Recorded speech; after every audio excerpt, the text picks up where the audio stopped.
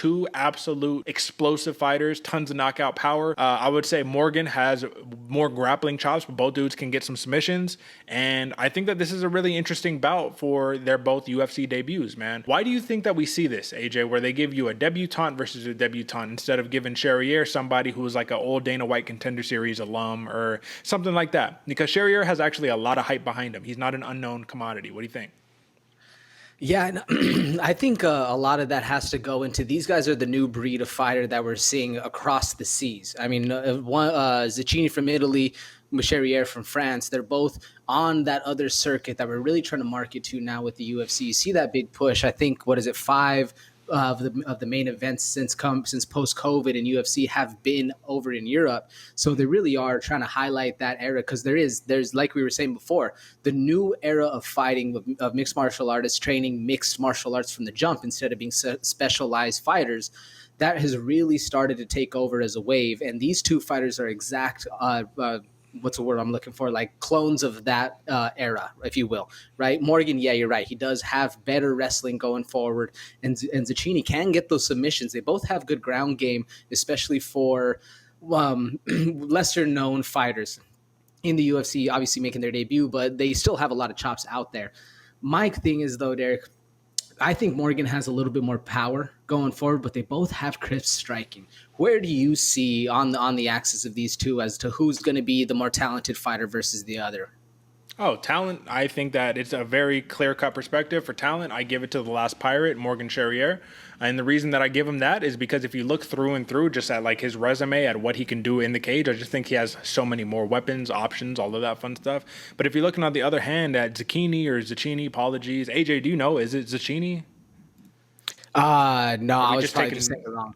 All right, yeah, we're taking shots in the dark. It's okay. So the point that I'm making here ultimately is that for Manolo, right, I think that he's one of those guys where he's just going to come downhill and he has to catch it. He's one of those guys who's going to be in your face, put the pressure on you, and you better be ready to either pivot out and get back in distance or go for a takedown or something, but he's going to be on you, right? And then Charriere is another guy who's going to be very deeply, I always love it. It's like Amanda Lemos style, like deeply rooted, Davis and Figueiredo style, right, where you're there. And every time you blast off that shot, you're putting your whole body, your whole trunk, your whole hips and legs, everything is following through with the shot, right?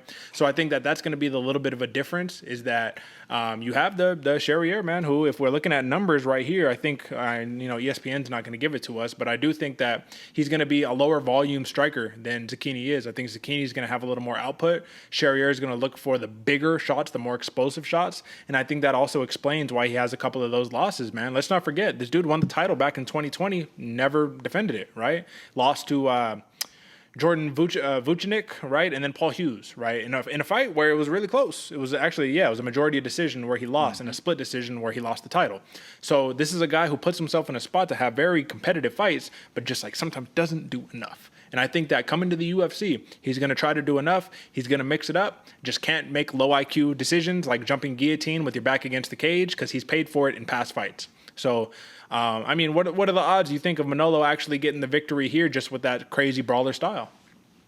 Derek, I actually think they're very good, especially because since Morgan, like you said, has suffered a little bit from not lack of output, but suffered a little bit like you were talking about. Going forward, he's going to need to put more of that out there in the UFC debut to really make a stance. And when doing that, you put yourself in more danger. And that's when Manolo does seem to have a more advantageous approach, if you will. He's willing to put his foot in the tire. He's willing to scrap. He's willing to brawl. And that does end up better for him in the long run.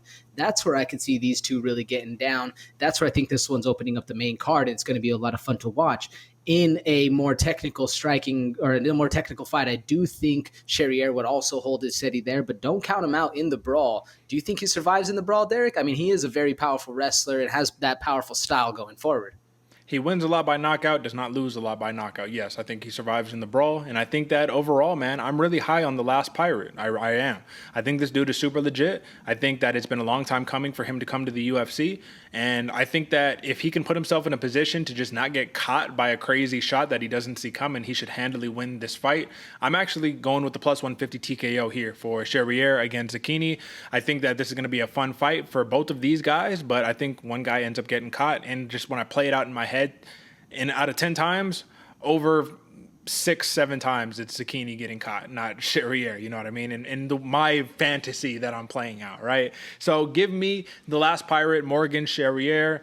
Give me the plus 150 TKO. AJ, how do you see it? I'm taking a little bit of a risk here, Derek, to be completely transparent with you folks. This got changed last second for me. I'm watching tape, literally about to send Derek my picks and thinking Charriere can probably pull this out, like you said, 6 out of 10 times.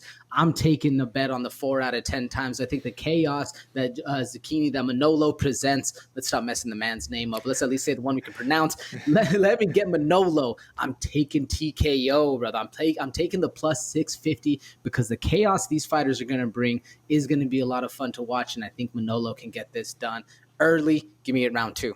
That's fair, man. Any lapse of focus on Charriere's part, man, Manolo can hit you with that big shot, follow up with the flying knee, just like he did a couple fights ago, man. Highlight reel. He is a highlight reel fighter.